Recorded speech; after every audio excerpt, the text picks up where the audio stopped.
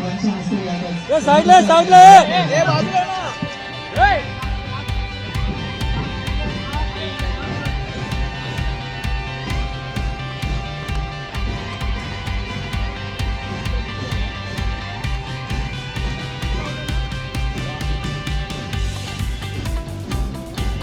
प्रदर्शित असलेल्या ऐतिहासिक अग्निशमन वाहनाची 1937 मध्ये इंग्लंडमध्ये लेलँड या कंपनीने निर्मिती केली.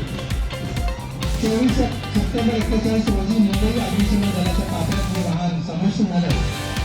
तत्कालीन उंच इमारती, गोदामे आणि परिसरातील उंच भागांपर्यंत पोहोचण्यासाठी ही अत्याधुनिक शिडी बांधली जायची. ही शिडी पूर्णतः लोखंडी करण्यात आली होती. ती हाताने साध्या यांत्रिक पद्धतीने फिरवता यायची.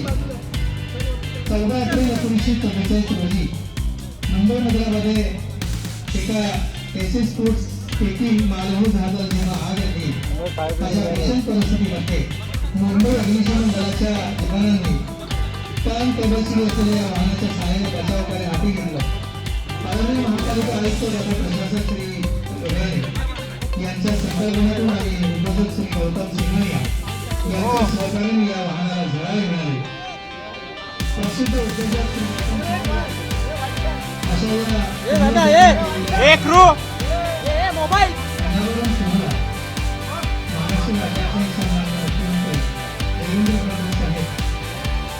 हो साईडला साईडला हो फोनवरती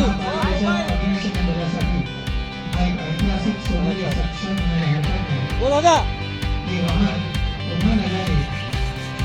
मुंबई अग्निशमन दलाच्या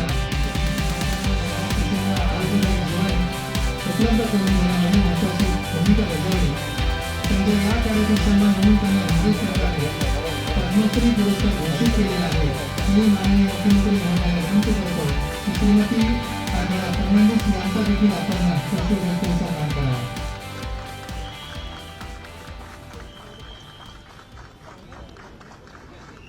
सर्वप्रथम मी आपल्या सर्वांना आणि आपल्या मार्फत महाराष्ट्राच्या आणि देशातील सर्व नागरिकांना भारतीय प्रजासत्ताक दिनाच्या खूप खूप शुभेच्छा देतो. आमची लोकशाही आणि आमचा प्रजासत्ताक चिरायू हो अशी ईश्वरचरणी प्रार्थना करतो. आणि ज्यांनी या भारताला सर्वोत्तम असं संविधान दिलं त्या भारतरत्न डॉक्टर बाबासाहेब आंबेडकर आणि संविधान सभेच्या सर्व सदस्यांच्या प्रती विनम्र कृतज्ञता व्यक्त करतो. आज अतिशय आनंदाचा क्षण आहे की मुंबई महानगरपालिकेच्या अग्निशमन विभागामध्ये नव्यानेच एक अतिशय ऐतिहासिक आणि ज्याला जुनं मूल्य प्राप्त आहे अशी एक अग्निशमन गाडी, एक अग्निशमन वाहन टर्न टेबल शिडीसह पुन्हा एकदा समाविष्ट झालंय. 1937 साली लेलँड कंपनीने इंग्लंडमध्ये तयार केलेलं हे वाहन मुंबई महानगरपालिकेच्या ताफ्यामध्ये 1941 साली सम्मिलित झालं आणि विशेषतः 1944 साली मुंबईच्या गोदीमध्ये जे प्रचंड असं अग्निकांड झालं होतं त्यामध्ये या वाहनाने प्रमुख भूमिका निभावत अग्निशमनाचं काम केलं होतं. आणि असं हे एक वाहन जे मुंबई महानगरपालिकेकडे एक प्रकारे अनयुज्ड अशा पद्धतीनं आता ठेवलं होतं, कारण त्याची क्षमता संपली होती. त्याचं रेस्टोरेशन करण्याचा निर्णय महानगरपालिकेने आणि आयुक्त भूषण गगरानी यांनी घेतला आणि रेमंड्सचे श्री गौतम सिंघानिया जे विंटेज कार करता ओळखले जातात, ज्यांनी विंटेज कारचं एक अतिशय भव्य असं म्युझियम तयार केलेलं आहे, त्यांनी हे आव्हान स्वीकारलं आणि मुंबई अग्निशमन दलाच्या सोबत कार्य करत 1937चं हे वाहन पुन्हा सुस्थितीत आणलं आणि आज ते उपयोगात येऊ शकेल अशा पद्धतीनं त्याचं संपूर्ण रेस्टोरेशन करण्यात आलेलं आहे. 1937 साली टर्न टेबल पद्धतीची शिडी हे कदाचित त्यावेळचं तंत्रज्ञानाचं एक अभूतपूर्व अशा प्रकारचा आविष्कार असेल. तो आज पुन्हा एकदा नव्या स्वरूपात आपल्या समोर सामील झालेला आहे. मुंबई महानगरपालिका आणि बृहन्मुंबई महानगरपालिकेचं अग्निशमन दल हे देशातच नाही तर जगातलं एक अत्यंत आधुनिक अशा प्रकारचं दल म्हणून प्रसिद्ध आहे. कुठल्याही आपत्तीच्या वेळी वेळेवर पोहोचणे आणि उत्तम अशा प्रकारचं कार्य त्या ठिकाणी करणे. अनेक वेळा आपण बघितलंय की अग्निशमन दलाच्या अधिकाऱ्यांनी, जवानांनी आपल्या जीवाचं बलिदान करून देखील मुंबईतल्या नागरिकांना वाचवण्याचं काम केलेलं आहे. आणि अशा प्रकारचं जे दल आहे त्या दलाचा इतिहास आणि त्याचं संवर्धन हे देखील अत्यंत महत्वाचं आहे. आणि त्या इतिहासाचाच भाग असलेलं जी काही ही एक अग्निशमनची गाडी आहे तिचं रेस्टोरेशन हे मला असं वाटतं अत्यंत महत्वाचं अशा प्रकारचं कार्य आहे. आणि म्हणून मी रेमंड्सचे प्रमुख श्री गौतम सिंघानियाजी यांचे मनापासून आभार मानतो आणि त्यांचं अभिनंदन करतो की त्यांनी एक अतिशय उत्तम कार्य या ठिकाणी आपल्याला करून दाखवलं.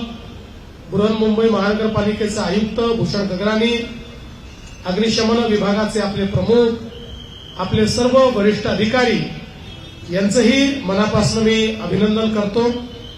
आणि मला असं वाटतं की अशा प्रकारचे जे जे काही जुने इक्विपमेंट्स आपल्याकडे असतील टप्प्याटप्प्यानं त्याचं रेस्टोरेशन करून त्याचंही आपल्याला म्युझियम कसं तयार करता येईल असा प्रयत्न आपण पुढच्या काळामध्ये निश्चितपणे करूया. आज त्यासोबत पद्मश्री मिळालेल्या श्रीमती डॉक्टर फर्नांडिस यांचंही आपण स्वागत केलेलं आहे. त्यांनी केलेलं कार्य, त्यांचं रुग्ण आणि समाजसेवेचं कार्य हे इतकं चांगल्या प्रकारचं आणि अखंडित राहिलंय की भारत सरकारने कालच त्यांना पद्मश्री दिली. आणि म्हणून आज महानगरपालिकेच्या माध्यमातून त्यांचंही आपण अभिनंदन केलेलं आहे. मी त्यांनाही मनापासून शुभेच्छा देतो, त्यांच्या पुढच्या कार्याला शुभेच्छा देतो. आणि या टर्न टेबल शिडीच्या या नव्याने लोकार्पण कार्यक्रमामध्ये मला निमंत्रित केलं त्याबद्दल बृहन्मुंबई महानगरपालिकेचे आभार मानून मी माझे 2 शब्द संपवतो. धन्यवाद. जी, आज टर्न टेबल सीढ़ी का जिस तरीके से लोकार्पण किया है कितनी इम्पोर्टेंट है. 2008 में जब आतंकी हमले में एसपीजी को आने, एनएसजी को आने में देरी हुई थी उस समय में भी फायर ब्रिगेड के कर्मचारियों ने वहां पर काफी जान बचाई. आज मुझे बहुत खुशी है कि हमारी बृहन्मुंबई महानगरपालिका का जो अग्निशमन विभाग है, फायर ब्रिगेड विभाग है, इस विभाग ने 1937 में जो एक टर्न टेबल इस प्रकार की फायर फाइटिंग की एक गाड़ी जो तैयार हुई थी इंग्लैंड में लेरेंड कंपनी ने उसको तैयार किया था और 1941 में ये फायर ब्रिगेड की गाड़ी बृहन्मुंबई महानगर पालिका के फ्लीट में दाखिल हुई थी।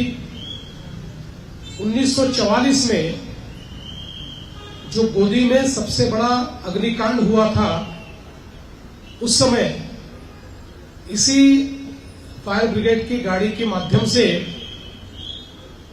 वहां पर आग पर काबू पाया गया था और इसने बहुत अहम भूमिका उस समय निभाई थी।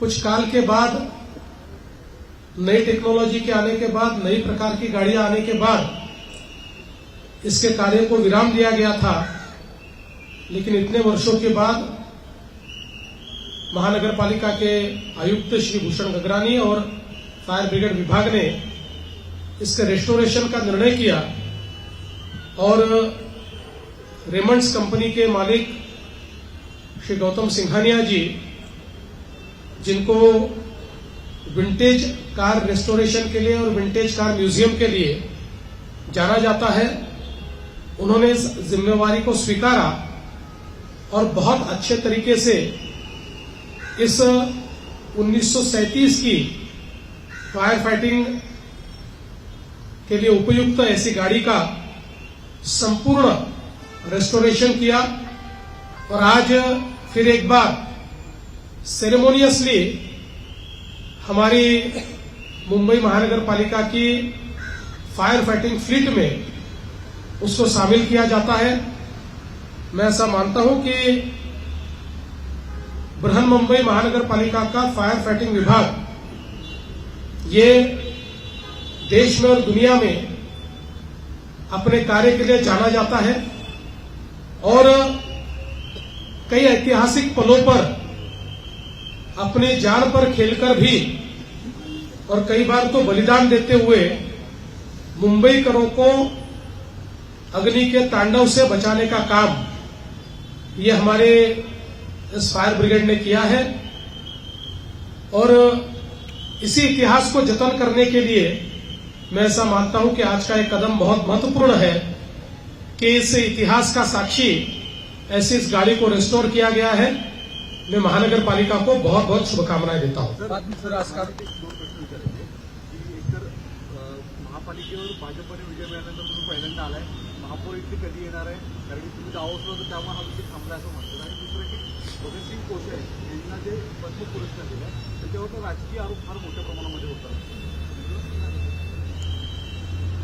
भगतसिंग कोश्यारी जी यांचं एकूण जीवन जर आपण बघितलं तर अतिशय समर्पित जीवन जगलेला व्यक्ती म्हणून त्यांच्याकडे पाहता येईल आणि या देशाच्या एकूण प्रगतीमध्ये ज्यांनी हातभार लावला त्यांच्यापैकी ते एक आहेत आणि त्यांनी केलेलं सर्वात महत्वाचं कार्य म्हणजे आपल्या सेनेकरता 1 रँक 1 पेन्शन जी सेनेची मागणी होती त्या समितीचे संसदीय समितीचे अध्यक्ष भगतसिंग कोश्यारी जी होते आणि त्यांच्या रिपोर्टवर भारत सरकारने इतक्या वर्षाची जी सेनेची मागणी होती 1 रँक 1 पेन्शनची ती मागणी मान्य केली आणि त्यामुळे ज्या व्यक्तींनी हेच नाही तर पहाडी क्षेत्रातलं त्यांचं कार्य,